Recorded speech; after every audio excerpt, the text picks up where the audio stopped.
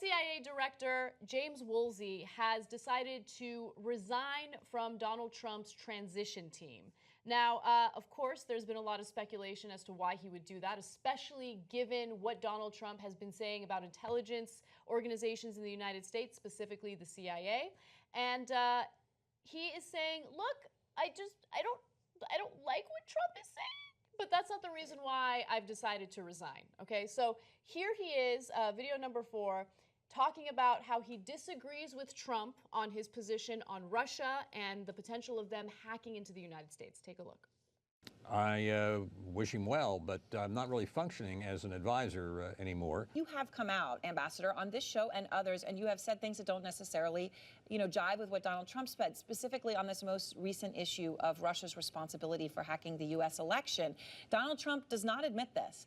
James Clapper today said that there are many in the intelligence community, they perceive this as disparaging of the community. A former chief of staff for Leon Panetta, also a former CIA director, told me this could lead to a national security crisis. Intel tonight, you heard Pamela Brown. The U.S. Intel says they now know the identities of the very Russians who actually leaked the information to Julian Assange at WikiLeaks. Donald Trump does not admit to any of this. In fact, he's citing Julian Assange.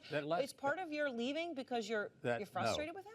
No, that latter point about the in-betweens, the middlemen for the Russians, is a new find, I think, within the last day or so.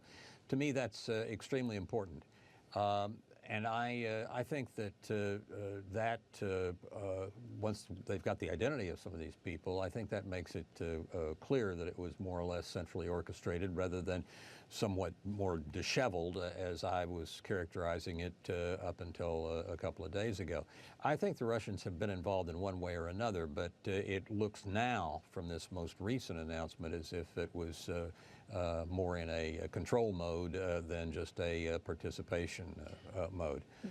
So is it time for Trump to say, okay, enough on this, Uncle?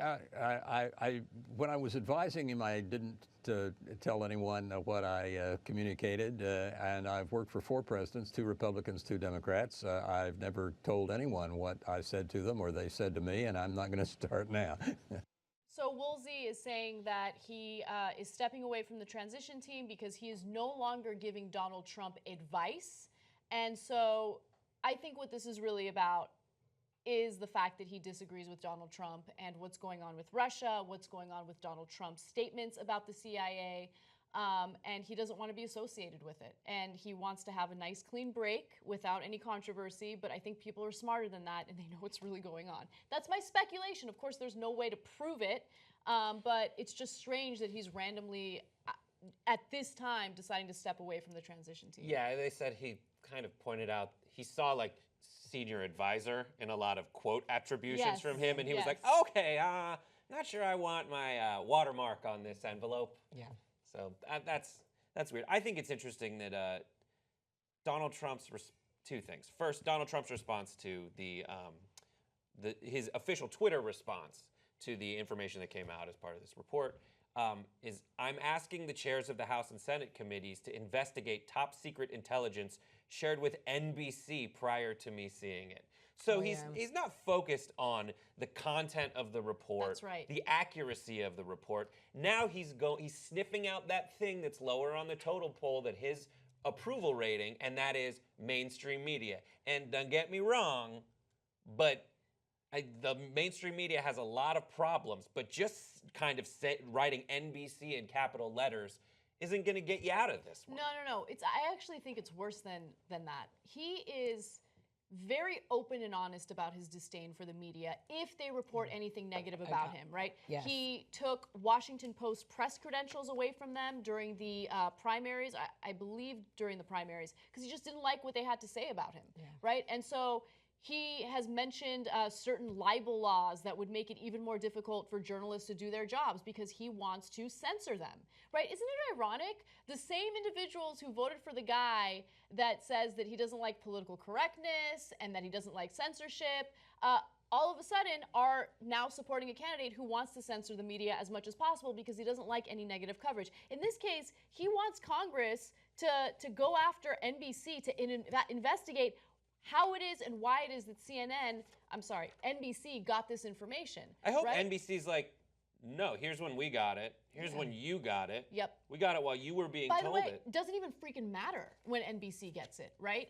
NBC is a journalistic organization, regardless of whether or not you like all of their reporting. Of course, everyone has their faults, but regardless, they're protected by the First Amendment, okay? Yeah. Even if they did get intel before Donald Trump did, that happens a lot. It's happened a lot in U.S. history where journalists get information from whistleblowers or they're able to break stories without officials even knowing about it ahead of time. So, sorry, that's how journalism works. That's how real journalism works. That's how all this works. Okay, so there's a laundry list. The point of what I was seeing in this breakdown of this conflict he's having is not with the intelligence community.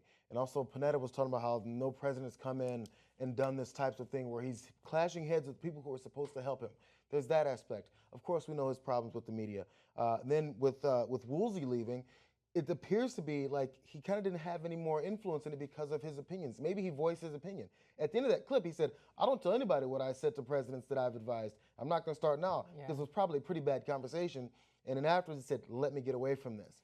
So in every aspect, I even read a story. There was a point when Trump is going after the head of a state Republican party system in Ohio because the guy supported Kasich in the primary over him, and he's telling all the councilmen around him to get rid of him.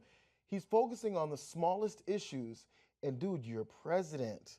You can step beyond these things now. So he's starting battles within his own country now before he's even stepping in office because of who has treated him unfairly. He did that to somebody else. I think he should listen to Woolsey because Woolsey looks like Yoda, and he looks like he's got the answers.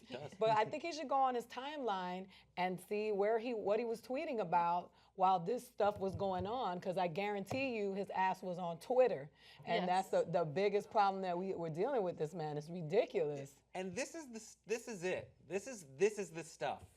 The don't listen, and very, very Jedi-like. It's like, that isn't the intelligence you're looking for.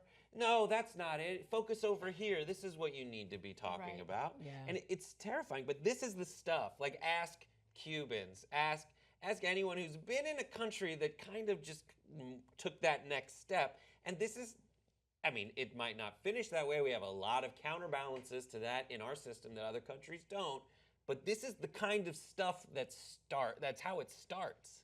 Yeah. Taking away your faith in all those institutions. And the other thing is you see this guy who's worked with 4 presidents of both parties. A person who is able to talk to everyone, essentially saying, like, I'm out, this guy's different. And the way he's describing the behavior is that he understands it. Yeah. He understands that he comes in with these big arching statements that are like, I'm the villain. I'm the person who's going to say that big brash thing on the World Wrestling Entertainment stage that half the people are going to be like, boo, and the other half of the people are going to be like, yes. It's like this quasi-performance art, which we shouldn't let him get away with. You can help build independent media. We're now doing fundraising to get 4 new investigative reporting teams out there and be the watchers on the wall. We're not going to let Trump get away with anything. We're not going to let the establishment get away with anything. You help us build it. TYTnetwork.com/go. Be part of the solution.